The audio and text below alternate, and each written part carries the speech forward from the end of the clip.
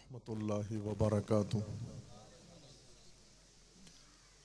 अऊज़ु बिल्लाहि मिनश शैतानिर रजीम। बिस्मिल्लाहिर रहमानिर रहीम।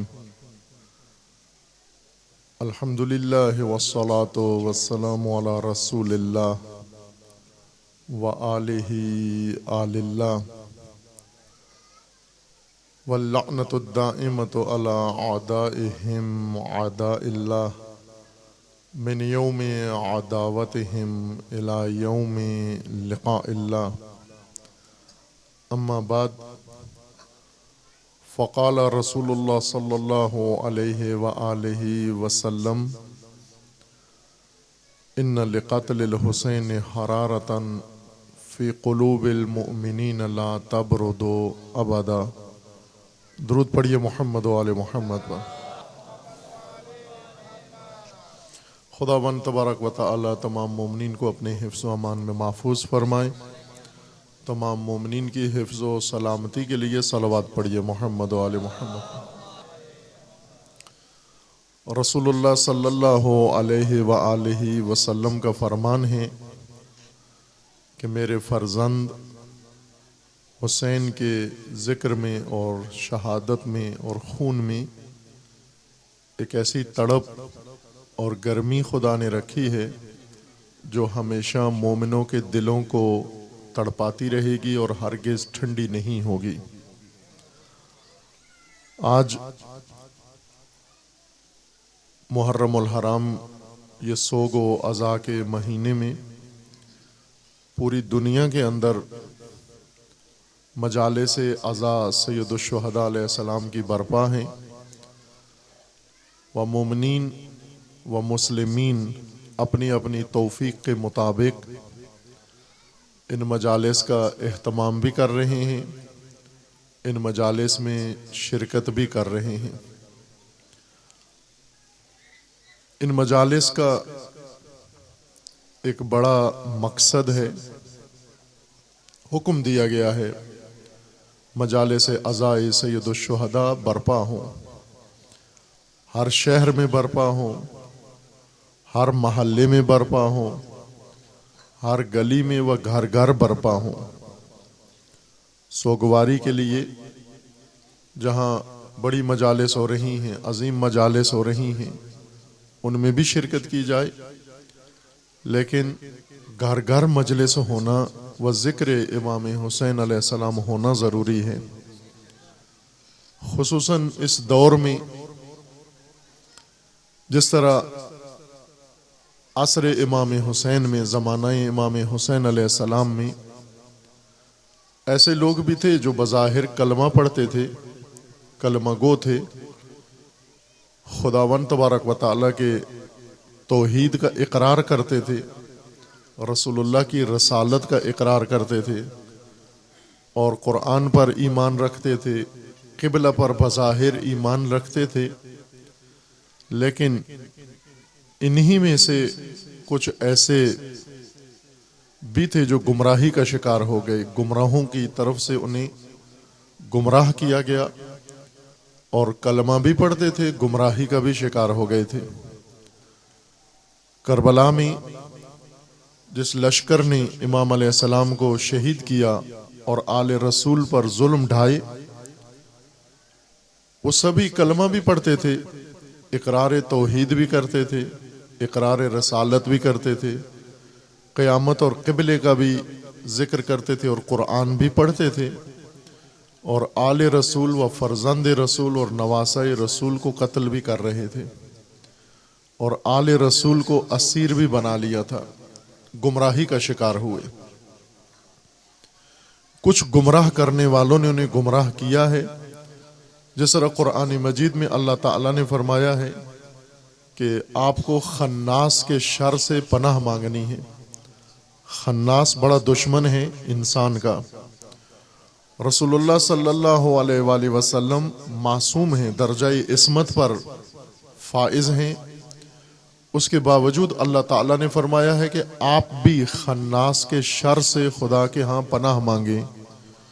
कुल अऊदु बिरब्बिन नास मलिकिन नास इलाहिन नास मिन शर्रिल वसवासिल खन्नास कि रसूल आप रब्बुन्नास इलाहुन्नास अपने मालिक व खालिक के यहाँ पनाह लें खन्नास के शर से, खन्नास के जुल्म से, खन्नास के सितम से, खन्नास की जफा से। खन्नास क्या करता है? युवस्विसु फी सुदूर नास, लोगों के जहनों में और दिलों में वसवसे डालता है, उन्हें गुमराह करता है, उनके दिलों में शुबहे डालता है और उन्हें अपने खुदा से दूर करता है, उन्हें खुदावंद तबारक व तआला के पैगाम से और राह से दूर करता है और उसे खुदा के रसूल से दूर करता है और उसे खुदा के रसूल की आल से दूर करता है और उसे कुरान से दूर करता है। खन्नास लोगों के जहनों में शक डालता है, शुबहे डालता है और उस शुबहे के नतीजे में ऐसे लोग जो कमज़ोर हैं, जिनके दिल शैतान और खन्नास के लिए तैयार हैं, वो जल्दी उसके शुबहे को मान लेते हैं, उसके धोखे में आ जाते हैं। जिस तरह आजकल हो रहा है, आप देख रहे हैं अपने मुल्क के अंदर, पूरी दुनिया के अंदर, कि आसानी से लोगों के, सादा लोगों के जहनों में कुछ शक डाल दिया जाता है, शुबह डाल दिया जाता है और उन्हें अपने दीन के बारे में ही गुमराह कर दिया जाता है। वो अपने दीन के बारे में तशवीश का शिकार हो जाते हैं। ऐसे अफराद, शैतान के शर से उनको बचाना और खन्नास के शर से उनको बचाना, ये अल्लाह ताला ने हुक्म दिया है कि ये आप करें, ये अमल कि शैतान के शर से लोगों को बचाएं, खन्नास के शर से लोगों को बचाएं। इमाम हुसैन अलैहिस्सलाम के ज़माने में ये काम खन्नास ने किया कि आले रसूल के बारे में लोगों को वरगलाया, गलतफहमियां डाली और उसकी जगह पर जालिम व जाबिर हुक्मरान यजीद, उसको अमीरुल मोमिनीन कहा कि ये अमीरुल मोमिनीन है, मोमिनों का अमीर है ये। और इमाम हुसैन अलैहिस्सलाम के बारे में माअज़ल्लाह नौज़ुबिल्लाह ये मारूफ करवाया कि ये हुकूमत के खिलाफ, अमीरुल मोमिनीन के खिलाफ इन्होंने बगावत की है, ये बागी हैं। और इसका प्रचार किया स्टेजों से, मिंबरों से और मुख्तलिफ तरीकों से, इसको लोगों तक फैलाया, पहुंचाया और उन्हें वरगलाया और गुमराह किया है। मजालिस का इसलिए हुक्म दिया गया है अजीजान कि वो हकीकत जिस पर हुकूमतों ने और जालिमों ने पर्दे डाले हैं, इन मजालिस में वो हकीकत दुनिया के सामने खोल के बयान की जाए। ये मजालिस बहुत अहमियत रखती हैं, इन मजालिस की बहुत अशद ज़रूरत है। इसलिए घर घर ये मजलिस बर्पा हो। इक्तफा ना करें एक आबादी के लोग, सिर्फ उस आबादी में कोई एक मजलिस हो जाए, मोमिनीन सब के सब एहतमाम करें। ज्यादा खर्च करने की जरूरत नहीं है। ऐसी एक जगह बना लें, किसी सहन में, किसी घर में, किसी कमरे में, किसी जगह भी जहां उमूमन लोग मिल बैठ सकते हैं, कहीं तादाद जितनी भी है वो मिल बैठें और इन मजालिस का इंतजाम व एहतमाम करें। असल में जिस तरह करबला ने इस्लाम बचाया है, आज इन मजालिस ने इस्लाम बचाना है। आप देख तो रहे अपने मुल्क में, आजकल जो मौजू छिड़ा हुआ है अखबारों के अंदर, आज ही के अखबार सारे उठा के देखें तो एक बात छिड़ी हुई है कि शहीद कौन है। आया दहशतगर्द शहीद है, दहशतगर्द के खिलाफ लड़ने वाला शहीद है, फौज को मारने वाला शहीद है, पुलिस को मारने वाला शहीद है, बेगुनाहों को मारने वाला शहीद है, या बेगुनाह शहीद है। शहीद ही गुम हो गया इनसे, शहादत का तसव्वुर ही गुम हो गया इनसे। क्यों गुम हो गया? इसलिए कि इन मजालिस की दूरी से ये सब कुछ हुआ है।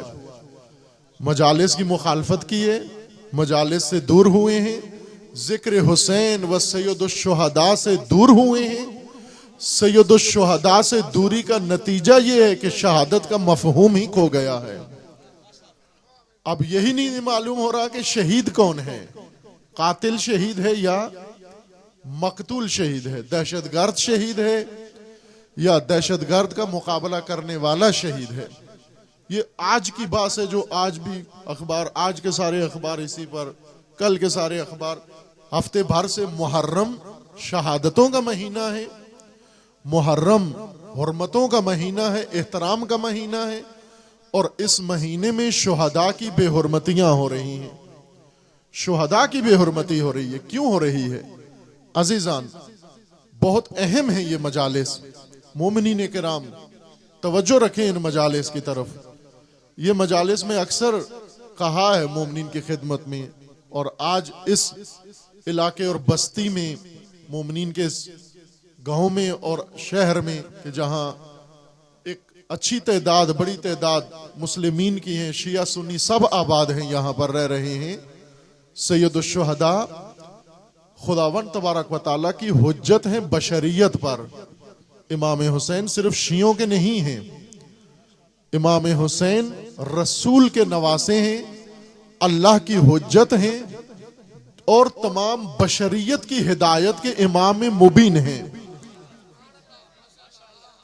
सब पर हक, सबका हक बनता है। और ये मुल्क में जो माहौल बनाया गया है, अभी तो आपने देख लिया, ये तो फिरका वाराना बास नहीं है जो छिड़ गई है अखबारों के अंदर। शहीद कौन है? ये तो फिरका शिया सुन्नी की बात नहीं है कि आया वो फौजी जो दहशतगर्दों के खिलाफ मारा गया वो शहीद है, या वो दहशतगर्द शहीद है जिसने इन फौज को मारा है। ये तो फिरका वारियत की बात नहीं है, ये तो शिया सुन्नी का झगड़ा नहीं है। ये क्यों बात पेश आ गई कि वो लोग जिन्होंने सियासत का भी ठेका ले लिया है, मजहब का भी ठेका ले लिया है, दीन का भी ठेका ले लिया है, और लोगों को इस्लाम और मुसलमान होने के सर्टिफिकेट देना शुरू कर दिए हैं, आज जब मुंह खोला है, जबान खोली है, तो उस जबान से लाखों करोड़ों इंसानों के दिलों को उन्होंने दुखाया है। क्यों दुखाया है? इसलिए कि अगर वो सैयदुश शुहदा, अगर वो इमाम हुसैन अलैहिस्सलाम जो सरमाया इस्लाम हैं, जो रसूलुल्लाह की आल हैं, इमाम रसूलुल्लाह ने फरमाया था कि ए उम्मत, ए मुसलमानों, मैं तुम्हारे दरमियान दो चीजें छोड़कर जा रहा हूं। इन्नी तारिकुन फीकुमुस सकलैन, दो ग्रान बहा, ग्रान कदर चीजें, बहुत ही सकील, संगीन, भारी चीजें, इतनी वजनी चीजें मैं तुम्हारे दरमियान छोड़कर जा रहा हूं। वजनी दलीलें, वजनी रास्ते, वजनी हुज्जत और वजनी रहनुमा छोड़ के जा रहा हूं कि सारी इंसानियत मिलकर भी इन वजनी चीजों को रास्ते से नहीं हटा सकती। इतनी वजनी चीजें तुम्हारे अंदर छोड़ के जा रहा हूं। लेकिन ये हो सकता है इम्कान कि दुश्मन तो इन वजनी चीजों को नहीं हटा सकता, लेकिन तुम खुद बाज़ औक़ात मुमकिन है इनको छोड़कर चले जाओ। अगर कोई वजनी चीज किसी के पास हो, जिस तरह आए दिन आप देखते हैं ना कि बाज़ औक़ात रास्ता रोकने के लिए रास्ते में कोई वजनी ब्लॉक रख दिए जाते हैं ताकि आने वाला गाड़ी से भी उस वजनी ब्लॉक को रास्ते से न हटा सके, रख दिए जाते हैं। दुश्मन तो इन वजनी चीजों को नहीं हटा सकता, न गाड़ियों से न टैंकों से हटा सकता है, लेकिन मुमकिन है इन वजनी चीजों के जो साहिब हैं, जिनका ताल्लुक है, वो ही इस राह को छोड़कर कहीं चले जाएं। ये हो सकता है। ये रसूलुल्लाह ने फरमाया, ए लोगो, ए मुसलमानों, इन्नी तारिकुन फीकुमुस सकलैन। ये हदीस रसूलुल्लाह की हदीस नबवी है, तमाम किताबों के अंदर है। अहले सुन्नत की किताबों में ज्यादा है, शिया की किताबों में कम है। अहले सुन्नत की किताबों में इस हदीस को ज्यादा नकल किया गया है, ज्यादा रावियों ने इस हदीस को बयान किया है कि रसूलुल्लाह का फरमाना है, इन्नी तारिकुन फीकुमुस सकलैन, किताब अल्लाह व इतरती अहल बैती। ऐ मुसलमानों, मैं तुम्हारे दरमियान दो वजनी चीजें छोड़कर जा रहा हूं। एक अल्लाह की किताब जो मैं वही के जरिए लाया हूं, और एक अपनी इतरत व आल जो तुम्हारे दरमियान छोड़कर जा रहा हूं।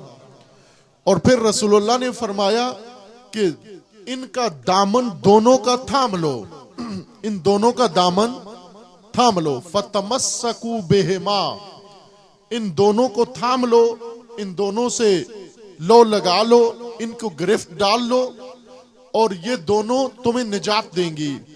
ये दोनों एक दूसरे से अलग नहीं होंगे। लन यफ्तारिका हत्ता यरदा अलैयल हौज, क़यामत में हौज़े कौसर तक ये दोनों कुरान व अहले बैत एक साथ रहेंगे, एक दूसरे से अलग और जुदा नहीं होंगे, हमेशा साथ रहेंगे।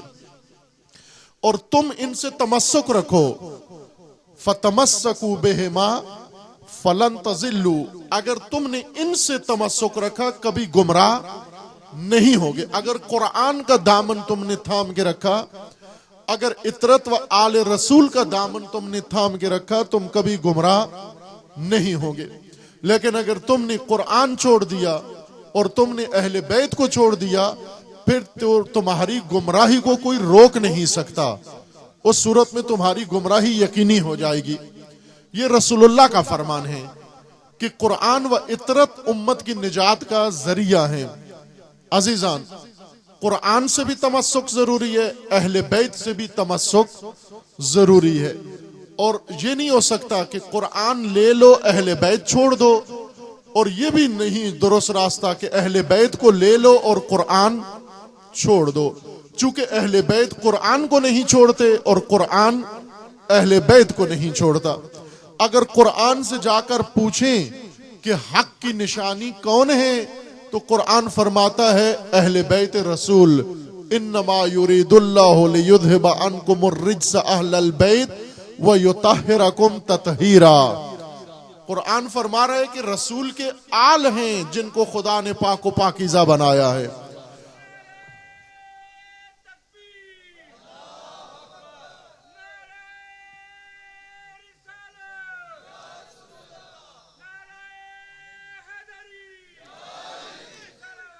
अल्लाहुम्मा सल्ली अला मुहम्मद व अली।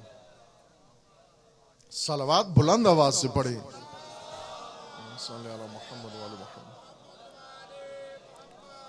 रसूलुल्लाह सल्लल्लाहु अलैहि वसल्लम का फरमान है कि मेरी उम्मत में सबसे बड़ा कंजूस और बखील वो है जो मुझ पर और मेरी आल पर कंजूसी के साथ सलावत पढ़े। आप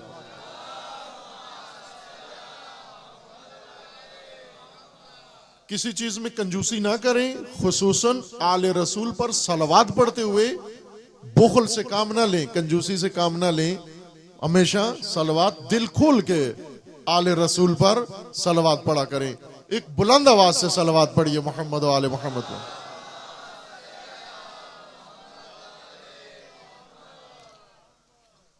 अगर तुमने ये दामन थाम के रखा, गुमराह नहीं होंगे। कुरान अहले बैत की तरफ इंसान को भेजता है और अहले बैत से जाकर पूछें, वो कुरान की तरफ भेजते हैं कि कुरान के पैरवी करो, कुरान की इत्तबा करो, कुरान के पीछे चलो, कुरान का फरमान मानो।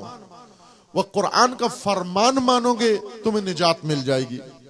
अजीजान, जिस तरह माह मुबारक रमजान कुरान का महीना है, नुज़ूल कुरान का महीना है, मुहर्रम और सफर एहतराम व हुर्मत अहले बैत के महीने हैं। जिस तरह माह रमजान में मुसलमान एहतमाम करते हैं, कुरान पढ़ते हैं, अपने अपने मसलक व मजहब के मुताबिक पढ़ते हैं। कुरान तरावी में पढ़ते हैं, नमाज में पढ़ते हैं, मसाजिद में पढ़ते हैं, शबीने करते हैं, खत्म कुरान करते हैं, घरों में पढ़ते हैं, मसाजिद में पढ़ते हैं, मदरसों में पढ़ते हैं। और इफ्तार में और सहरी में हर वक्त कुरान का एक समा रहता है और होना भी चाहिए। जो नहीं पढ़ते वो भी ज्यादा पढ़ें कुरान को।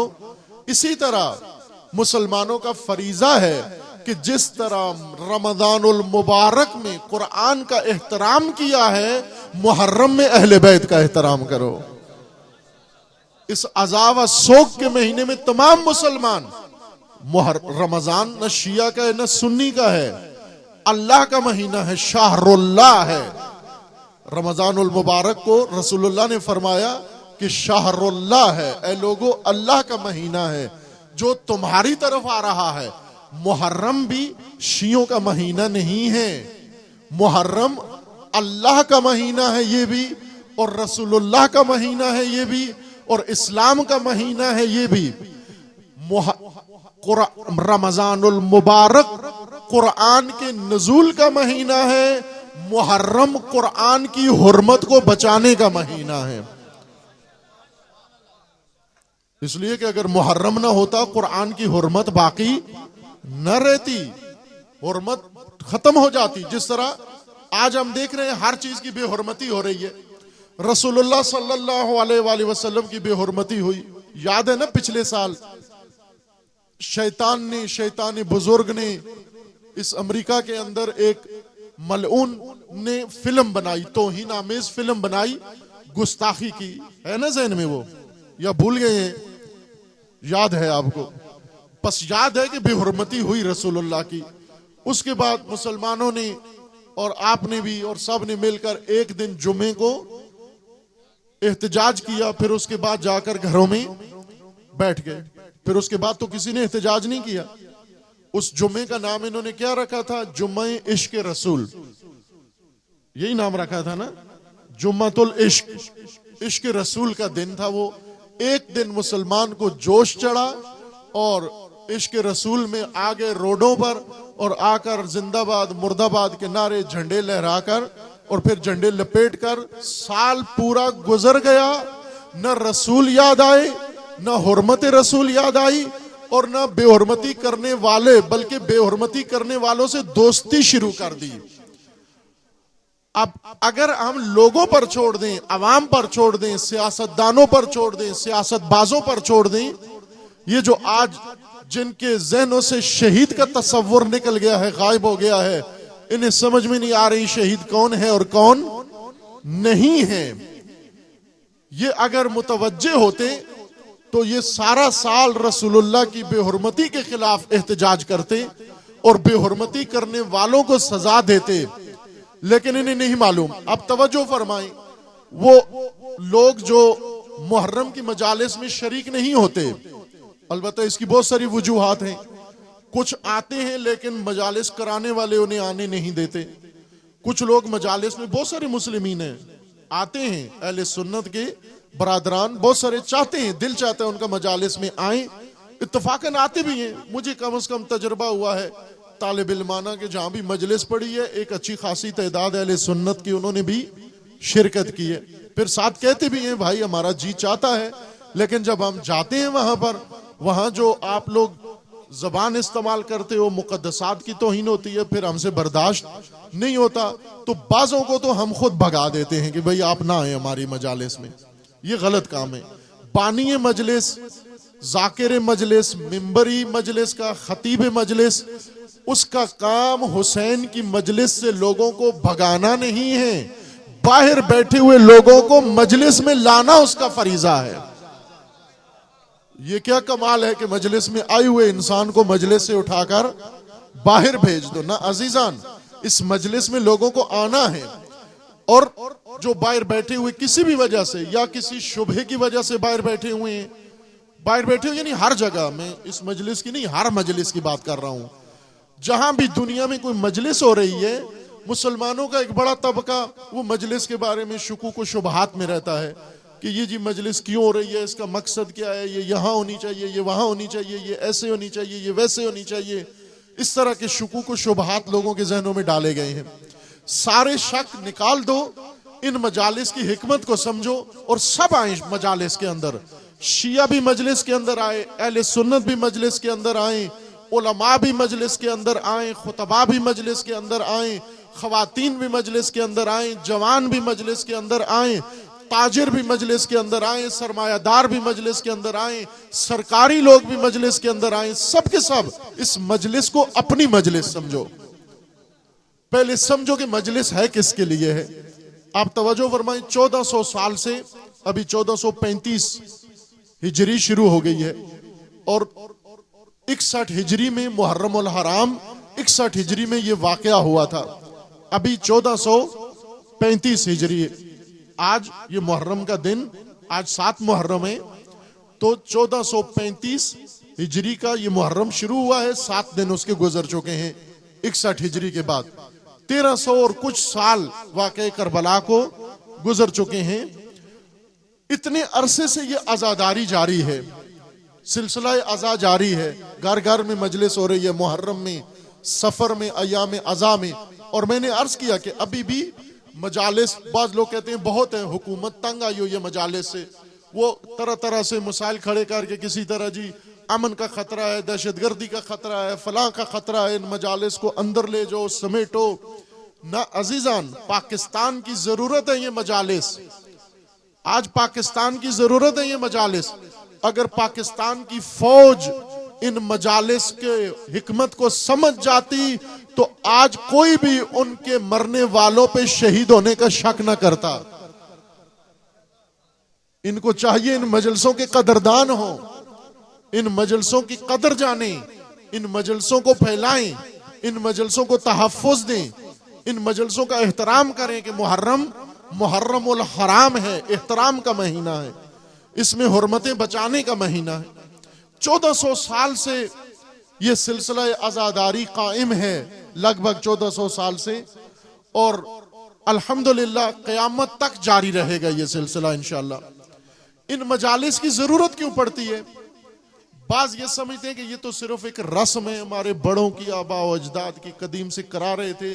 बाज ये लड़के जो पढ़ लिख गए हैं यूनिवर्सिटियों में, कॉलेजों में और नौकरियां करते हैं, और खुसूसन इनको अफसरी मिल गई है, ये भी अब कहते हैं जी क्या करें, ये मजलिस गले पड़ गई है, माँ बाप ने रखी हुई थी, अब ये मजबूरन करानी पड़ती है, जान छुड़ाना चाहते हैं किसी तरह। ना अजीज मन, फख्र करो कि ये मजलिस का सिलसिला आपको मिला है, जान ना छुड़ाओ इसको, ये मजलिस कायम रखो, और इसको आबा की रस्म नहीं समझना। ये मजलिस एक फरीजा है, एक दीनी फरीजा है, सबका फरीजा है। अलबत्ता पाकिस्तान में आज ये हालात खराब कर दिए गए हैं, लेकिन हमें याद है, मुझे याद है, ये बुजुर्गों को याद है, एक तादाद बुजुर्ग यहाँ तशरीफ फरमा है, इन्हें भी याद होगा कि अक्सर मजालिस में मुंतजिम अहले सुन्नत होते थे, अक्सर मजालिस में शुरका अहले सुन्नत होते थे, बल्कि मुझे याद है कि बाज़ जगह पर मिंबर पे तकरीरें करने वाले भी अहले सुन्नत होते थे, न्याज़े व सबीलें अहले सुन्नत पकाते थे और देते थे, बांटते थे। और अभी भी कई जुलूसों के लाइसेंस अहले सुन्नत के नाम पर हैं, मातमी जुलूसों के लाइसेंस अहले सुन्नत के नाम पर है बहुत सारे शहरों में। आपके पाकिस्तान में अभी भी ऐसे है कि अहले सुन्नत के नाम पर है और अभी भी कर रहे हैं, लेकिन बाद में कुछ तबका आया, उन्होंने आकर मुसलमानों में फूट डाली, तफरका डाला, जुदाई डाली, नफरतें डाली, मुसलमान को मुसलमान के खिलाफ उकसाया, कुफ्र के फतवे देना शुरू किए और मुसलमानों के खिलाफ ये जहर उगलना शुरू किया, जिससे आज मुल्की माहौल हमारा ऐसा बन गया है। मजालिस का फलसफा हिकमत क्या है? ये मजालिस क्यों जरूरी हैं? रस्म के तौर पर रस्म नहीं है। रस्म वो होती है जो आबा व अजदाद कायम करते हैं और औलाद उसको जारी रखती है। बसंत मनाना रस्म है, बसंत रस्म है, क्योंकि बसंत दीन ने नहीं कहा बल्कि खुद बनाई है, आबा व अजदाद ने कायम की और दूसरों ने, उनकी नस्लों ने आकर उस बसंत को जारी रखा। आज सब के सब बसंत आती है, गुडियां उड़ाना शुरू कर देते हैं। अजीजान ईमान, ये मजलिस रस्म नहीं है, ना बाप दादा की रस्म है, ना आबा व अजदाद की रस्म है, ना बड़ों की रस्म है, ना छोटों की रस्म है। जिस तरह माह रमजान रस्म नहीं है, माह रमजान अल्लाह का महीना है, कुरान का महीना है, कुरान को जिंदा करने का महीना है। कुरान जिंदा होगा, इस्लाम जिंदा होगा, इस्लाम जिंदा होगा, मुसलमान जिंदा होगा, और मुसलमान जिंदा होगा तो उसकी इज्जत व आबरू होगी और उसकी निजात होगी। इसी तरह मुहर्रम रस्म नहीं है, बल्कि मुहर्रम आले रसूल के जिक्र को जिंदा करने का नाम है। आले रसूल जिक्र होंगे, मजहब रसूल जिंदा होगा, और मसलक रसूल, दीन रसूल जिंदा होगा, उम्मत इस्लाम जिंदा होगी, और उम्मत इस्लाम जिंदा होगी, इस्लाम जिंदा होगा, निजात मिलेगी तुम्हें उस सूरत में। ये मजलिसें निजात के लिए हैं। एक तो मजालिस कराने वाले, मजालिस पढ़ने वाले, मजालिस के अंदर शिरकत करने वाले इन मजालिस का एहतराम रखें। मिंबर से कोई ऐसी बात ना हो जो मजलिस के एहतराम के खिलाफ हो, नीचे से कोई ऐसा नारा ना लगे जो मजलिस के एहतराम के खिलाफ हो। किसी तकरीर करने वाला तकरीर में कोई ऐसी बात ना कहे जो मजलिस के एहतराम के खिलाफ हो। अगर उम्मत की बेएहतरामी की जाए मजलिस का तकद्दुस खत्म हो जाएगा, अगर इस्लाम की बेहुरमती की जाए मजलिस का तकद्दुस खत्म हो जाएगा, अगर मुसलमान की बेहुरमती की जाए तो भी मजलिस का तकद्दुस खत्म हो जाएगा। ये सिलसिला अज़ा, ये तसलसल है करबला का व आशूरा का। आज 7 मुहर्रम है, रिवायात के मुताबिक 7 मुहर्रम को करबला में पानी बंद कर दिया गया था। मुहासरा पहले मुहर्रम 2 मुहर्रम से शुरू हो गया, 3 मुहर्रम को उमर साद करबला में आया, 2 मुहर्रम को हुर्र का लश्कर इमाम को लेकर करबला पहुंचा और जाकर एक जगह मुहासरा करके रेगिस्तान में मजबूर किया कि यहां पर खेमे लगा दें। 3 मुहर्रम को उमर साद आया और फिर उसके बाद तैयारियां शुरू हुई। 7 मुहर्रम को पानी बंद कर दिया गया और 7 मुहर्रम से 10 मुहर्रम तक अहले बैत व आले रसूल पानी के बगैर रहे, पानी नहीं लाने दिया गया। फुरात के किनारे पर, दरिया के किनारे पर, नहर के किनारे पर पानी अहले बैत को व आले रसूल को नहीं पहुंचने दिया गया और नहीं पीने दिया गया। अजीजान तवज्जो फरमाई, इन मजालिस का बड़ा अहम मकसूद है, उस मकसद को हासिल करना है। मजालिस की जिम्मेदारी है, मजालिस पढ़ने वालों की जिम्मेदारी, कराने वालों की जिम्मेदारी, मजालिस में शिरकत करने वालों की जिम्मेदारी। और वो जिम्मेदारी ये है अजीजान, जैसा मैंने कहा रसूलुल्लाह की बेहुरमती हुई, जोशीले मुसलमान, जज्बे वाले मुसलमान, क्योंकि मुसलमान बहुत जोशीले हैं और खुसूसन पाकिस्तानी मुसलमान दूसरे मुसलमानों से ज्यादा जोशीले हैं। एकदम इन्हें जोश चढ़ता है और जोश जितना जल्दी चढ़ता है इतना जल्दी मिट जाता है। रसूलुल्लाह की बेहुरमती हुई, जोश चढ़ा, एक जुम्मे को सारे इकट्ठे हुए, हफ्ते के दिन सारा जोश ठंडा हो गया और फिर साल गुजर गया, उसके बाद किसी को जोश नहीं आया। जोश से दीन को नहीं बचाया जा सकता, सिर्फ जोश से। जोश होना जरूरी है, जोश के बगैर भी कोई हरकत नहीं हो सकती, लेकिन होश की भी जरूरत है, अक्ल की भी जरूरत है, जहानत और फरासत और बसीरत की भी जरूरत है, समझदारी की भी जरूरत है, आगाही की भी जरूरत है, शऊर की भी जरूरत है। अब तवज्जो फरमाएं कि यह सिलसिला बेहुरमती का आज एक फिल्म साज ने शैतानी हुकूमत के अंदर रहकर, शैतान अमेरिका शैतान के कहने पर जो इस्लाम की बेहुरमती, मुसलमानों की बेहुरमती कर रहा है, ये फिल्म उन्होंने बनवाई और बनवा कर मुसलमानों के एहसासात को उन्होंने मजरू किया। मुसलमानों ने जोश दिखाया, फिर आराम से बैठ गए। पिछले साल की बात है, दूर की बात नहीं कर रहा हूं, याद है सबको। बेहुरमतियां पिछले साल से नहीं शुरू हुई, बेहुरमतियां जब से रसूलुल्लाह तशरीफ लाए मक्का के अंदर, उसी दिन से एक तबका पैदा हुआ, निकला मक्का के अंदर, जिनका काम रसूलुल्लाह की बेहुरमती करना था। कुरैश, जो जाहिलियत के बड़े सरदार, ये सारे लोग इन्होंने रसूलुल्लाह की बेहुरमती शुरू की। कुरान ने बताया है वो बेहुरमतियां क्या की।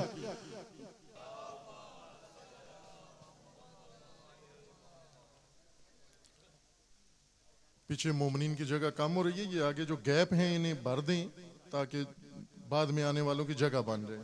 आगे आगे हो जाएं, जो इनके सामने जगह खाली है वो खाली जगह पे आगे आ जाएं ताकि आने वालों को जगह मिल जाए।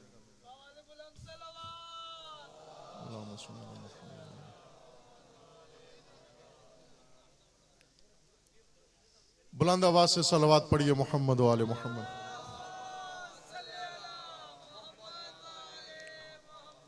ये बेहुरमतियों का सिलसिला उसी जमाने से शुरू हो गया जब रसूलुल्लाह तशरीफ लाए मक्का मुअज्जमा के अंदर। कुरान मजीद ने गवाही दी है कि एक लोग तबका पैदा हुआ, उठा और उसने रसूलुल्लाह की बेहुरमती शुरू की। एहतराम किसने किया रसूलुल्लाह का और बेहुरमती किसने की? मक्का से ही ये दो काम शुरू हो गए थे। मक्का के अंदर ही ये दोनों हरकतें शुरू हो गईं।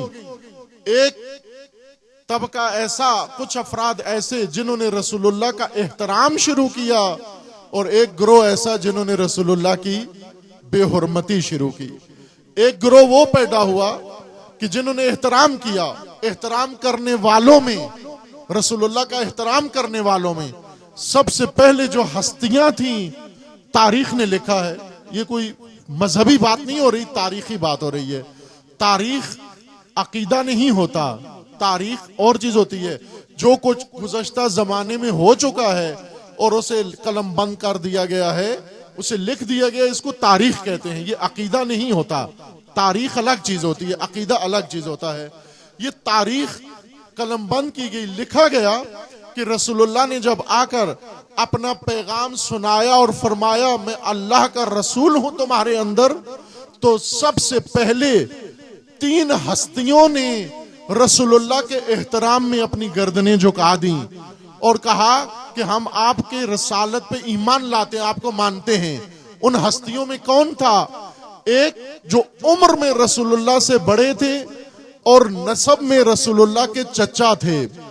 बावजूद इसके कि बड़े भी थे और चचा भी थे, लेकिन फिर भी रसालत के सामने सरे तस्लीम खम कर दिया और कहा कि मैं तस्लीम हूं तेरे सामने। उस हस्ती का नाम अबी तालिब है। और दूसरी हस्ती वो ज़ौजा बनी जो बाद में रसूलुल्लाह की, उन्होंने हजरत खदीजतुल कुबरा, जिन्होंने फरमाया कि मैं भी आपकी रसालत पर ईमान लाती हूं। और तीसरी हस्ती एक 12 साल का बच्चा था जिसका नाम अली इब्ने अबी तालिब था। इन 3 हस्तियों ने इन तीन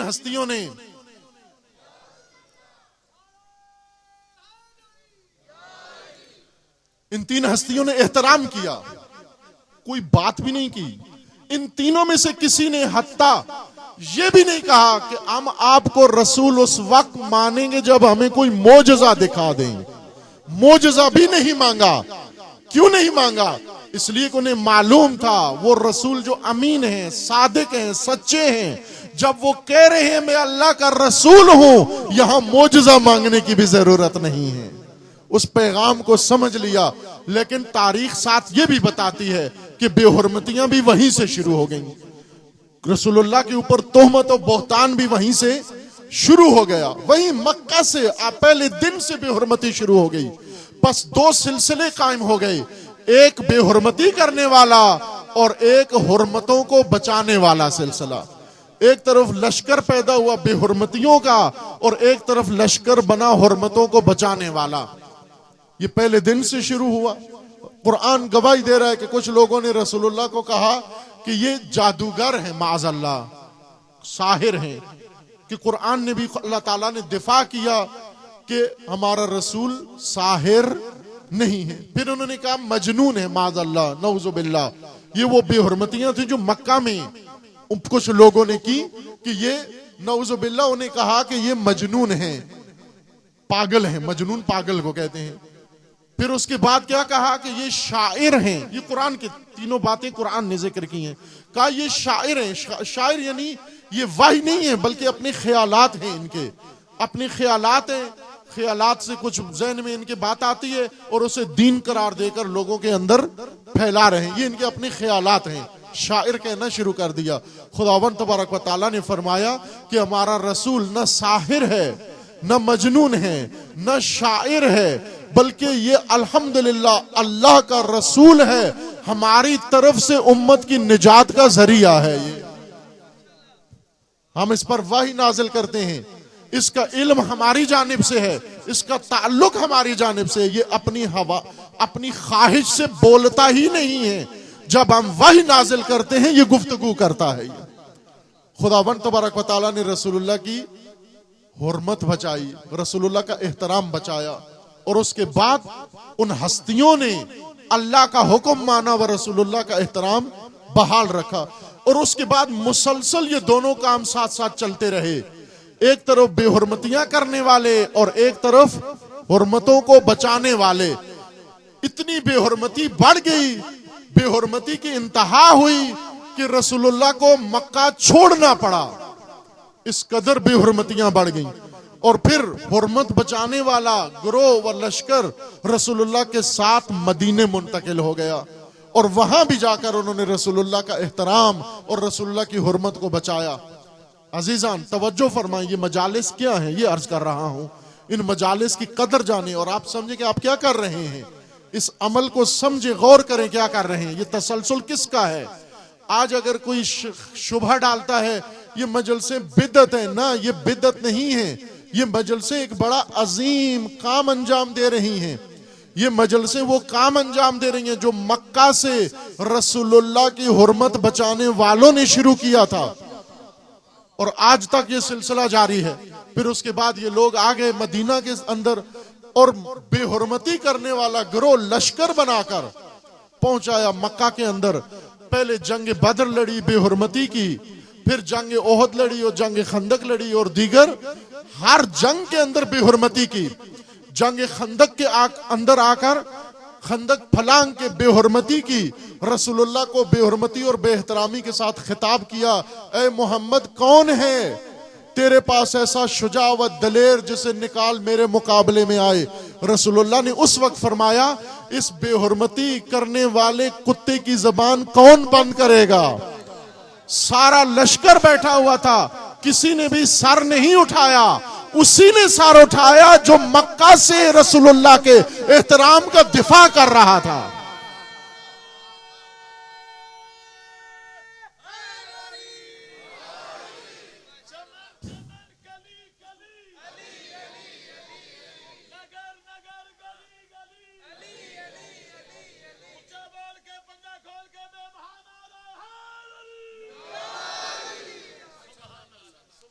उसी ने फिर उठाई तलवार और बेहुरमती का जवाब दिया और फिर जंग बदर हुई। जंग बदर के बाद जंग खंदक, जंग ओहद और इन जंगों के अंदर हर एक में बेहुरमती की लश्कर आया बेहुरमती करने के लिए। लेकिन उधर कुछ लोग खुदा ने बनाए जो रसूलुल्लाह के एहतराम को, रसूलुल्लाह की हुर्मत को बचाने वाले थे। जब जंग ओहद में बेहुरमती के लश्कर आया और आकर हमजा सैयदुश शुहदा को गिराया और सीने में बर्छी मारी, नेजा मारा और फिर सीने को उन्होंने खंजर से चाक करके जिगर निकाला और उसको चबाया और उसके बाद बेहुरमती की और बाकी सारे लोग मैदान छोड़कर जान बचाने की फिक्र में थे और रसूलुल्लाह जख्मी हालत में वहां मैदान के अंदर तशरीफ फरमा थे और लोगों को कह रहे थे, लोगों अभी रसूल शहीद नहीं हुए, जिंदा हैं, लेकिन कोई लौट कर नहीं आ रहा था। कुरान गवाही, ये कुरानी वाकया है, अर्ज कर रहा हूं, ये तारीख नहीं, कुरान अर्ज कर रहा हूं। और कुरान और अल्लाह कह रहे हैं कि लौट करो, रसूल जिंदा है। और उस वक्त सिर्फ 3 हस्तियों ने रसूलुल्लाह को बचाया और रसूलुल्लाह का दिफा किया और जख्मी हालत में उठाकर उस पहाड़ी के दामन में ले जाकर और फिर तलवार उठाकर बेहुरमती के लश्कर को शिकस्त दी। ये वही खानदान है, अल्लाह ने चुना है इनको, इसलिए चुना है कि दीन की हुर्मत को बचाएं। जब भी कोई बेहुरमती करने वाला पैदा हो जाए तो ये मैदान में निकले। अजीजान, आज करबला में क्या हुआ, करबला में भी यही हुआ। फिर बेहुरमती करने वालों की नस्ल से एक नापाक जरसुमा निकला और उसने बबांगे दोहल सरे आम हर चीज की बेहुरमती शुरू कर दी। कुरान की बेहुरमती की, काबा की बेहुरमती की, इस्लाम की बेहुरमती की, अल्लाह के दीन की बेहुरमती की, रसूलुल्लाह की बेहुरमती की, आले रसूल की बेहुरमती की। और उस बेहुरमती पे सारे लोग अपनी तिजारतों में मसरूफ, अपनी मुलाजमतों में मसरूफ, अपनी इबादतों में मसरूफ, अपनी रस्मों में मसरूफ, अपने रोजमर्रा के कामकाज में मसरूफ। किसी को ये ख्याल नहीं आ रहा था कि ये बेहुरमती करने वालों की नस्ल से ये नापाक वजूद आकर हुकूमत में आकर हुकूमती वसाइल इस्तेमाल करके रसूलुल्लाह के दीन की बेहुरमती कर रहा है। और उस वक्त फातिमा का लाल फिर खड़ा हुआ, मदीना से निकला कि मेरी रगों में अभी भी अली और बतूल का खून मौजूद है और जब तक हुसैन जिंदा है कोई रसूल व दीन रसूल की बेहुरमती नहीं कर सकता। ये लोगों को बताया और खिताब किया, अला तरौना, इमाम हुसैन अलैहिस्सलाम का खिताब है, अला तरौना, ए लोगों अंधे हो गए हो, ए लोगों नाबीना हो गए हो, ए लोगों देख नहीं रहे हो, ए लोगों तुम्हारी आंखों पे पर्दे पड़ गए हैं, ए लोगों तुम्हारी अक्ल को क्या हो गया है। अला तराउना इलल हक ला युमलो बे, ए लोगों क्या नजर नहीं आ रहा कि हक पायमाल हो रहा है। ए लोगों क्या नजर नहीं आ रहा कि बातिल पर अमल हो रहा है, बातिल की तरवीज हो रही है, क्या तुम्हें नजर नहीं आ रहा। यानी इमाम पूछ रहे थे कि इतना खुल्ला बेहुरमतियां हो रही हैं और इन खुल्ला बेहुरमतियों में तुम सर झुका के अपने अपने खौल में दबे हुए अपने अपने कामों में लगे हुए हो। उस वक्त सैयद शुहदा ने मदीना छोड़ा और मदीना छोड़कर मक्का में गए। मक्का में इस्लाम की करीम जमा थी, खुलासा व निचोड़। चूंकि मक्का वही जाता है जिसके अंदर ईमान दूसरों से जरा ज्यादा कवी होता है। चूंकि पैसे खर्च करना पड़ते हैं मक्का जाने के लिए, वक्त निकालना पड़ता है, दुकान बंद करना पड़ती है, खेत छोड़ना पड़ता है, फिर हज का फरीजा अंजाम देने के लिए इंसान मक्का जाता है। वरना बहुत सारे पैसों वाले हैं, उनके पास बड़े पैसे हैं लेकिन मक्का में हज के लिए नहीं जाते। ईमान हो, इस्लाम हो, दीन हो तो इंसान जाता है। सैयद शुहदा मक्का तशरीफ ले गए कि यहाँ पर इस्लाम के बड़े बड़े दीनदार इकट्ठे हुए हैं जो दूर दराज से आए हैं पैसा खर्च करके। इनको इस्लाम का दर्द होगा, इनके दिल में यकीनन इस्लाम का कोई दुख होगा, इनके दिल में इस्लाम का एहसास होगा। सैयद शुहदा ने उनको बताया कि इस वक्त बेहुरमती हो रही है दीन की, रसूलुल्लाह की, अहकाम दीन की, हर एक चीज की बेहुरमती हो रही थी। यजीद बेहुरमती करने वाला, फासिक व फाजिर, कुरान की बेहुरमती कर रहा है। उसने अपने शेर लिखे, गजलें लिखी और मुशायरों में नशे में रहता था। उमूमन एक बंदर पाला हुआ था उसने, मिंबर पर भी बैठता था जाकर और तख्त पर भी बैठता। जब मिंबर, चूंकि अमीरुल मोमिनीन कहलाता था अपने आप को, ये अमीरुल मोमिनीन, ये जब बैठता था आकर, वैसे तो हकीकतन अमीरुल मलऊनीन था, मलऊनों का अमीर था, लेकिन कहलाता अपने आप को अमीरुल मोमिनीन था। ये मिंबर पर भी बैठता, तख्त पर भी बैठता, बड़े बड़े दीनदार भी उसकी बातें सुनते, मजलिस सुनते, उसके शेर और तकरीरें सुनते। बंदर इसने पाला हुआ था और तख्त पर, मिंबर पर साथ बिठाता बंदर को। तवज्जो करें, बेहुरमती का उसका तरीका यह था, मजाक उड़ाता, अहकाम इस्लाम का मजाक उड़ाता। मसलन उसे अगर कोई कह देता कि ए यजीद, ये तेरी फूफी है और फूफी महरम होती है, फूफी के साथ इंसान शाहवतरानी नहीं कर सकता, ये उसको कोई ना कोई मजहबी दीनदार टोक देता कि ये तेरी फूफी है, फूफी के साथ शाहवतरानी नहीं कर सकता। तो वो कहता कि ना, ये मनगढ़ंत बातें हैं और जो मुझे पसंद है मैं जो चाहूं उसके साथ करूं। ताईद के लिए तवज्जो फरमाएं, सामने साहबी रसूल बैठे होते, साहबा रसूल में से बाज या चुप बैठे होते या टोक देते यजीद को। जो टोक देते उनके जवाब में यजीद ये हरकतें किया करता था कि उनको ये जवाब देता था कि ये सब ढोंग है, ये सब ऐसे ही ड्रामा है, ये कोई हकीकत नहीं है। और ताईद के लिए, अपनी बात की तस्दीक के लिए बंदर से पूछता था कि ए बंदर, तू बता मैं सही कह रहा हूं या गलत कह रहा हूं। और बंदर की ये आदत है, पालतू बंदर की ये आदत है कि जब भी पालने वाला बंदर की तरफ देखे तो बंदर बंदर ही होता है, वो बंदरों वाली हरकतें करता है। जब वो बंदरों वाला अपनी बाछें खोलता था तो यजीद सारे मजमे को, सारे सामने मुसलमान बैठे होते, उन मजमे को कहता था कि देखो इसने भी तस्दीक कर दी है, इसने भी ताईद कर दी है। इस तरह से दीन रसूल का मजाक उड़ाता सबके सामने। और सारे मुसलमान, चूंकि उसके पास ताकत है, उसके पास हुकूमत है, उसके पास इख्तदार है, डर के मारे झुक जाते और रसूलुल्लाह के दीन का मजाक उड़ाते हुए देख रहे थे। फिर उसने नशा सरेआम पीता था, नशा पीता था, शराब पीता था, शारिबुल खम्र था। जिस तरह इमाम हुसैन अलैहिस्सलाम ने उसके गवर्नर के दरबार में फरमाया कि यजीद रजुलुन फासिक शारिबुल खम्र, ये शराब खार है। तवज्जो फरमाएं अजीजान, शराबखोरी यजीद की सुन्नत है, यजीदी अमल है। शराब खार था यजीद, नशेई था, नशा पीता था मस्त होकर। फिर लोगों को आकर कहता था कि लोगों, कोई वाही नहीं है, कोई कुरान नहीं है, नऊज़ु बिल्लाह, कोई नबी नहीं है, कुछ भी नहीं है। ये बनु हाशिम ने, ये बनु उमैया से इख्तदार लेने के लिए, बनु उमैया को नीचा दिखाने के लिए बनु हाशिम ने ये ऐसे ही माज़अल्लाह नऊज़ुबिल्लाह ऐसे ढोंग रचाया है। लाइबत बनु हाशिम, ये शेर है, यजीद के शेर हैं कि बनु हाशिम ने माज़अल्लाह ऐसे ही ढोंग रचाया है, ड्रामा रचाया है नऊज़ुबिल्लाह, वरना ना कोई वही नाजिल हुई है, ना कोई फरिश्ता आया है, ना कोई आयत उतरी है, ना इनके यहाँ रसालत आई है, ना नबूवत आई है। ये सब बनु हाशिम का अपना रचाया हुआ ढोंग है। ये बातें यजीद नशे में करता और तस्दीक के लिए बंदर को कहता कि बंदर तू बता कि ये मेरी बातें दुरुस्त हैं या ना दुरुस्त।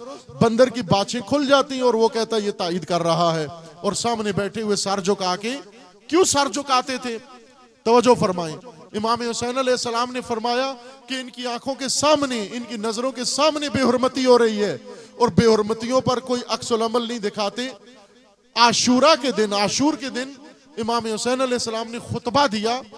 जब खुतबा दिया तो उमर साद ने कहा फौजियों को कि तुमने ये खुतबा नहीं सुनना, और जब इमाम बोलना शुरू करें, खुतबा और खिताब शुरू करें, तुम अपनी तलवारें ढालों के ऊपर मारना शुरू कर दो। जंग के दो हथियार होते हैं, तलवार और ढाल, और जब तलवार ढाल पे मारो तो ढोलक वाली आवाज, तबले वाली आवाज निकलती है।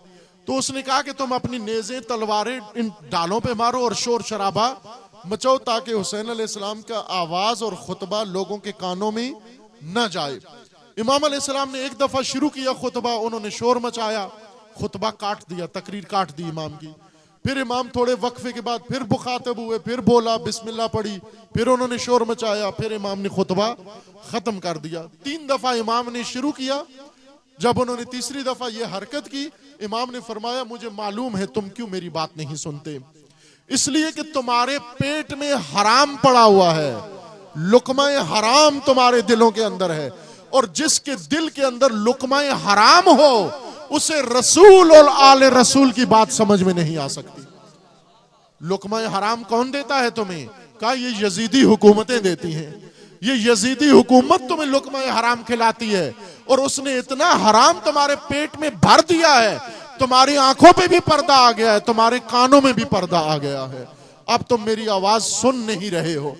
सैयद शुहदा ने उस वक्त अहले मक्का को कहा कि तुम तो दीनदार हो, तुम तो काबा में आए हो, तुम तो मक्का आए हो हज करने के लिए, अगर दूसरों को दीन का ख्याल नहीं, तुम हाजियों को तो दीन का ख्याल है, तुम तो आए ही अल्लाह के लिए हो, तुम तो आए ही खुदा को लब्बैक कहने के लिए हो, लब्बैक अल्लाहुम्मा लब्बैक ला शरीक लक लब्बैक।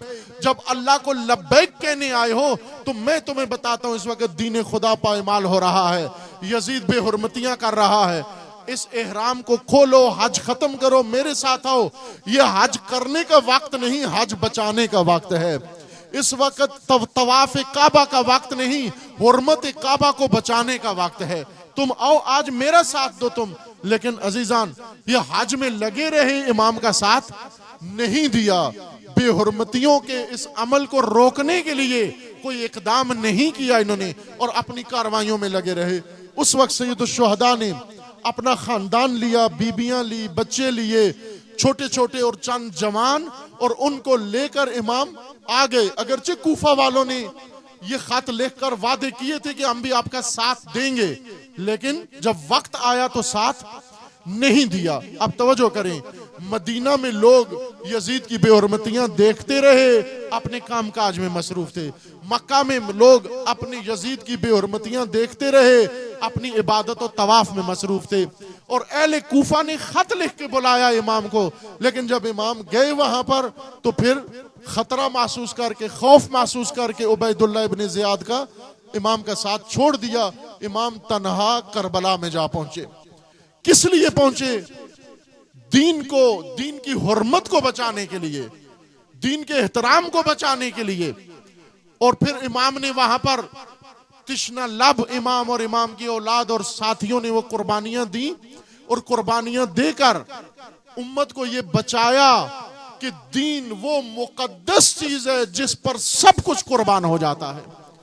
इमाम खुमैनी रिज़वानुल्लाह ताला अलैह जो रहबर कबीर हैं जहान इस्लाम के, और जिन्होंने इस दौर में उम्मत को राय हुसैनियत सिखाई है, राय हुसैन इब्ने अली सिखाया है, वो ये फरमाते हैं कि ए लोगो, अगर हुसैन इब्ने अली जैसी हस्ती पाक व मुकद्दस हस्ती इस्लाम पर कुर्बान हो सकती है तो फिर किसी और के खून में क्या कीमत है जो कुर्बान ना हो। हर एक को कुर्बान होना चाहिए इस राह के ऊपर। सैयद शुहदा अपनी आल और औलाद के साथ उन्होंने शर्त क्या रखी थी कि आप यजीद के सामने तस्लीम हो जाएं, चुप हो जाएं, बैयत कर लें, हम आपको नहीं छेड़ते, आपका खून नहीं गिराते, आपकी आल और औलाद को असीर नहीं बनाते। लेकिन इमाम अलैहिस्सलाम ने कुर्बानी दे दी, सर अपना कटा दिया, सर झुकाया नहीं। इमाम ने हुसैनियत इसी चीज का नाम कि सर कटा देना लेकिन सर झुकाया नहीं। लेकिन उसके बाद जो कुछ हुआ वो बड़ा ही दर्दनाक, करबला से भी ज्यादा दर्दनाक वो सुलूक था जो अहले बैत के साथ, वह हरम रसूल व अहले बैत रसूल के साथ और बीबियों के साथ जो बाजारों और दरबारों में रवा रखा गया। लेकिन जनाब ज़ैनब औलिया ने भी अपने भाई की तरह ये बता दिया यजीद को, ए यजीद तुझे हम दीन की बेहुरमती करने नहीं देंगे, तुम्हें हम कुरान की बेहुरमती करने नहीं देंगे। हम वो खानदान हैं जिसको अल्लाह ने दीन के हुर्मत को बचाने के लिए बुलाया है। हम पासबान दीन खुदा हैं, हम पासदार दीन खुदा हैं, हम पासबान हुर्मत दीन खुदा हैं। और फिर उसके बाद बीबी ने ये सारा काम करके बता दिया। और उसके बाद आइमा अतहार ने फरमाया, ए मुसलमानों, ए शियो, ए मोमिनो, ए कुरान को मानने वालों, ए उम्मत रसूल, जिस तरह से इमाम हुसैन अलैहिस्सलाम ने दीन की हुर्मत बचाने के लिए घर छोड़कर करबला में आकर कुर्बानी दी है और इससे दीन की हुर्मत बची है, तुम्हारे ऊपर भी फरीजा है कि अब हुर्मत दीन बचाने वाले इस सिलसिले को कयामत तक जारी रखो। उसी सिलसिले का नाम आजादारी रखा गया है, उसी सिलसिले का नाम अज़ा है, ये सोगवारी है। ये सब कुछ इसलिए किया जाता है कि वो सिलसिला कायम रहे अजीजान। इसलिए मेरी दरख्वास्त है तमाम मुसलमानों से, अहले सुन्नत से व दीगर बरादरान से व शिया से कि अजीजान ये मजालिस बड़ी ग्रान कदर मजालिस हैं। इन मजालिस का फलसफा वो नहीं जो आपने खुद जहनों से बना लिया है या दुश्मनों ने और खन्नासों ने आपके जहन में डाल दिया है। ये मजालिस हुर्मत दीन बचाने के लिए हैं। मैंने इशारा किया कि 1400 साल से ये मजालिस बरपा हैं। आज अगर दीन का थोड़ा सा भी एहतराम बाकी है कि अलबत्ता नजर नहीं आता, न हुकूमतें उस एहतराम का ख्याल रख रही हैं। पहले मुहर्रम के अयाम आते थे, म्यूजिक बंद हो जाते थे, सिनेमा बंद हो जाते थे, टीवी चैनल सोगवार हो जाते थे। लेकिन आज नहीं करते ये काम, कुछ भी नहीं करते। म्यूजिक बजते रहते हैं, सिनेमा हॉल चलते रहते हैं, सारे काम अपने मुहर्रम के अंदर अंजाम देते हैं, एहतराम मुहर्रम का ख्याल नहीं रखते। ये बेहुरमतियां जारी हैं। मजालिस का फरीजा दीन को जिंदा रखना और सुन्नत हुसैन इब्ने अली को जिंदा रखना है। और ये सुन्नत अज़ा व सुन्नत करबला ये दर हकीकत दीन को जिंदा रखेगी और उसकी हुर्मत को बचाएगी। अज़ादारी रस्म नहीं है, अज़ादारी बज़्म नहीं है। ये वो इस्तिलाहें हैं जो हिंदुस्तान पाकिस्तान में अज़ादारी के बारे में राइज हो चुकी हैं कि रस्म अज़ा बरपा है और बज़्म अज़ा बरपा है। न अजीजान ये न रस्म अज़ा है और न ही बज़्म अज़ा है। ये दर हकीकत अज़ादारी किस चीज का नाम है? ये दो चीजों का नाम है। एक रज़्म हुसैनी का नाम है और एक अज़्म ज़ैनबी का नाम है। रज़्म हुसैनी यानी वो जंग यजीद के खिलाफ लड़कर और शहादत दे देना, और फिर उसके बाद वो अज़्म हौसला ज़ैनबी का नाम है कि जैसे भी हालात हो जाएं हमने शुहदा के पैगाम को दुनिया तक पहुंचाना है और हुर्मत दीन को बचाना है। अजीजान ये अज़ादारी, नाम बदल दो अज़ादारियों के, ये आबा की रस्म नहीं, ये अज़्म ज़ैनबी का तसलसल है। दर हकीकत इस अज़ा में कौन आता है जिसका अज़्म ये है कि जिस तरह बीबी ने बाहर निकल कर अपने भाई की राह को बचाया है, हम भी उस राह पर इसलिए निकले हैं। अजीजान अगर मजलिसों को खतरा है, जुलूसों को खतरा है, तो जुलूस अज़ा खतरे में कूदने का नाम है।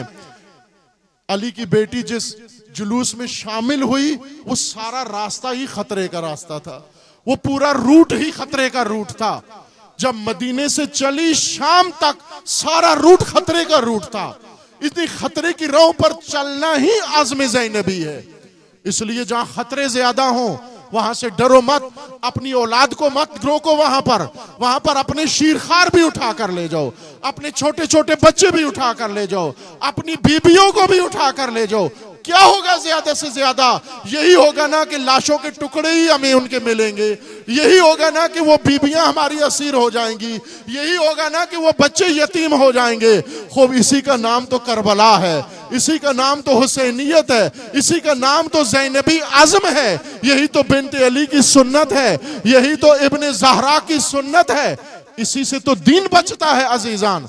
खौफ के मारे घर में बैठना कूफियत है, हुसैनियत नहीं है, ज़ैनबियत नहीं है। ज़ैनबियत का मतलब यह है कि खौफ जितना ज्यादा हो आज़म इतना बुलंद हो जाए, डर जितना ज्यादा हो हौसला इतना ज्यादा बुलंद हो जाए, दलेरी इतनी ज्यादा बुलंद हो जाए। और फिर डरो मत, सहमो मत। अगर आपको दरबारों में, सरकारों में, दफ्तरों में तलब कर ले, कोई बड़े से बड़ा अफसर भी बुला ले, उस अफसर से मुखातिब होने का तरीका भी ज़ैनब उलिया से सीखो।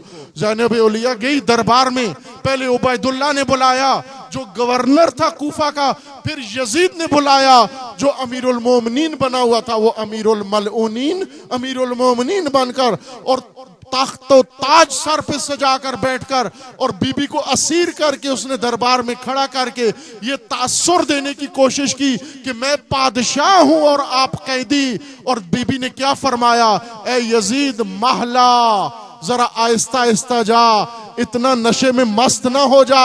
मैं इसलिए यहां पर आई हूं कि तेरे इक्तदार की कुदरत के नशे तेरे ज़हन से निकाल दूं। तुझे मालूम नहीं है, तू ये समझता है तख्त के बैठकर तू इज्जत रखता है और रस्सियों में बंद कर तूने हमें जिल्लत में डाला है। बीबी क्या फरमाती हैं कि शेर रस्सियों में भी हो शेर होता है, और अगर जलील तख्त पर भी बैठा हुआ हो जलील होता है। तुम जलील हो, हम अजीज हैं चूंकि खुदा ने इज्जत हमें अता की है। अजीजान, ये मजाले से अज़ा होंगी तो दीन बर्पा होगा, इन मजाले से अज़ा की हुर्मत बाकी होगी, दीन की हुर्मत बचेगी, कुरान की हुर्मत बचेगी। इस मुल्क को आज सबसे ज्यादा जरूरत इन मजालिस और मजालिस अज़ा व हुसैनी व ज़ैनबी की है। अगर ये मजालिस ना हुई, कम हुई और मुसलमान ना आए, कोई किस बहाने से कोई किस बहाने से मजालिस से दूर रहा, अहले सुन्नत को किसी वजह से, दूसरों को किसी वजह से मजालिस से अगर दूर रखा गया तो नतीजा ये हो जाएगा कि आपको कातिल और मकतूल में पता ही नहीं चलेगा शहीद कौन होता है। कभी दहशतगर्द को शहीदों के लक़ब देना शुरू कर दोगे। अगर ये मजालिस हुई तो दीन अपनी मीजान पर कायम रहेगा, शहीद शहीद रहेगा, कातिल कातिल रहेगा, हुसैन सैयदुल शुहदा बन जाएगा और यजीद अशकल अशकिया बन जाएगा, यजीद लानत बन जाएगा। हजार कोशिश करो यजीद के मुंह को धोने की, यजीद के दामन को धोने की, जब तक नाम हुसैनी बाकी है वह अलम हुसैनी बरपा है। न यजीदियत से ये धब्बा धो सकते हो, न यजीद से ये धब्बा धो सकते हो। वो काम कर गए हुसैन इब्ने अली, वो काम कर गई बिन्ते अली कि अब कभी भी कोई यजीदियत का दामन पाक नहीं कर सकता। इसलिए अजीजान, ये सिर्फ रस्मों का नाम नहीं है, मजालिस बकाए दीन के लिए है। एहतमाम के साथ घर घर ये मजालिस हो। अगरचे एक बेहुरमती मजालिस की ये है कि ये लाइसेंस लेकर होनी चाहिए, ये भी बेहुरमती है मजालिस की। नमाजों को लाइसेंस चाहिए, रमजान में रोजा रखते हो लाइसेंस चाहिए, तरावी को लाइसेंस चाहिए, नमाज ईद को लाइसेंस चाहिए, नमाज जुमा को लाइसेंस चाहिए। ये कैसी मुसलमानों की ममलिकत है कि जिसमें इबादतों को लाइसेंस चाहिए, इबादतों को लाइसेंस चाहिए, दीन को लाइसेंस चाहिए। हर काम यहां पर बगैर इजाजत के हो, लेकिन मजलिस लाइसेंस के साथ हो ना। अजीजान, ये आपका फरीजा है, आपका फरीजा, घर घर मजलिस करो आप। अलबत्ता मजालिस का काम मुसलमानों को तकलीफ देना नहीं, पड़ोसियों को तकलीफ देना नहीं, उनकी जिंदगियों में ज़हमत इजाद करना नहीं, ये नहीं है मजालिस का काम। मजालिस इन मुसलमानों की हुर्मत को बचाने का नाम है। वक्त कम है, ये बात ज्यादा लंबी है, चूंकि वक्त कम है, आपने बाद में सिलसिला मातम भी करना है, अज़ा करनी है। मैं ज्यादा इससे आगे बात को नहीं बढ़ाता। दूसरी मजालिस हो रही हैं शहर के अंदर, वहां पर इंशाअल्लाह जो बाकी मांदा मतलब है वो अदा होगा। दुरूद पढ़िए मोहम्मद वाले मोहम्मद पर।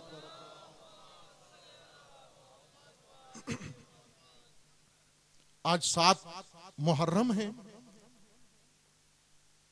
और तारीख के मुताबिक 7 मुहर्रम को उमर साद ने हुक्म दिया कि ख़याम हुसैनी पे पानी बंद कर दिया जाए। नहर पे पहरे बिठा दिए, फुरात पे पहरे लगा दिए कि कोई पानी ना पहुंचने पाए। अगरचे तारीखों में है कि इमाम हुसैन अलैहिस्सलाम के बाद जाननिसार साथियों ने वक्फे से ये पहरे तोड़े। बहुत सारे शुहदाए करबला व असहाब इमाम हुसैन के नाम ऐसे आते हैं जिन्हें खुद बाज़ औक़ात इमाम ने भेजा और बाज़ औक़ात खुद उन्होंने कोशिश की, 2-2 या 1-1 जाकर उन्होंने पहरे तोड़े, लेकिन जितनी पानी की जरूरत थी उतना पानी कभी भी खेमों में नहीं पहुंच सका। और फिर एक वक्त ऐसा आया कि जो पानी का जखीरा था खेमों के अंदर वो भी खत्म हो गया। वो जखीरा सारा पानी का खत्म हो गया। जिन्होंने जंग लड़नी है वो भी प्यासे, जिन्होंने जंग लड़ानी है वो भी प्यासे, माएं भी प्यासी, बच्चे भी प्यासे, सभी को प्यास थी उस गर्मी की शिद्दत के अंदर, उस सहरा के अंदर। और सोचो मोमिनो कि ये प्यासे कहां बैठे हुए हैं? दरियाए फुरात के किनारे पे प्यासे बैठे हुए हैं। दरियाए फुरात के किनारे पे प्यासे बैठे हुए हैं। एक प्यासा ऐसा है जिसकी प्यास ने इमाम हुसैन अलैहिस्सलाम को बहुत दुखाया है। वो शीर खार अली असगर, जिसकी प्यास ने अपने बाबा के जिगर को बहुत दुखा दिया। सबकी प्यास जब अली अकबर मैदान से वापस आए जंग छोड़कर दौरान जंग, और आकर अपने बाबा से कहा, बाबा सख्त प्यास लगी है। सैयदुश्शुहदा ने फरमाया कि बेटा अपनी जबान निकाल के मेरे मुंह में डाल दे। जब जनाब अली अकबर ने अपनी खुश्क जबान बाबा के मुंह में डाली, फिर फौरन निकाल ली और अर्ज करने लगे, बाबा आपका गला तो मुझसे भी ज्यादा खुश्क है। फिर बेटे को कहा कि बेटा जाओ हौज़े कौसर पे बाबा अली मुंतजिर हैं, बस मुंतजिर हैं, सारी प्यास बुझ जाएगी। वो कड़ियल बेटा था, जवान बेटा था। जनाब अली अकबर की प्यास भी देखी, लेकिन सैयदुश्शुहदा ने वो प्यास बर्दाश्त कर ली। लेकिन जब अली असगर की प्यास देखी, सैयदुश्शुहदा ने जनाब रुबाब से बच्चे को ले लिया। जनाब रुबाब पूछती हैं, मौला मेरे बच्चे को कहाँ लेके जा रहे हैं? इमाम फरमाते हैं पानी पिलाने। कि ये लईन हमें पानी नहीं देते, शायद इसको शीरखार समझकर पानी पिला दे। इमाम ले गए, जाकर जनाब अली असगर को मैदान में और खिताब किया, ए लईनो तुम्हें कोई दुश्मनी होगी तो मुझसे होगी। ये 6 माह का बच्चा है, प्यासा है, इसकी माँ का दूध भी नहीं है। जिस माँ ने न खाना खाया हो न पानी पिया हो, वो बच्चे को कैसे दूध पिलाए?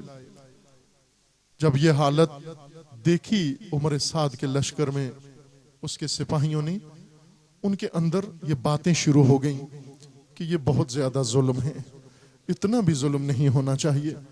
हमने हुसैन पर, जवानों पर, मर्दों पर पानी बंद कर दिया, बड़ों पर पानी बंद कर दिया, लेकिन इन छोटे छोटे मासूम बच्चों का क्या गुनाह है?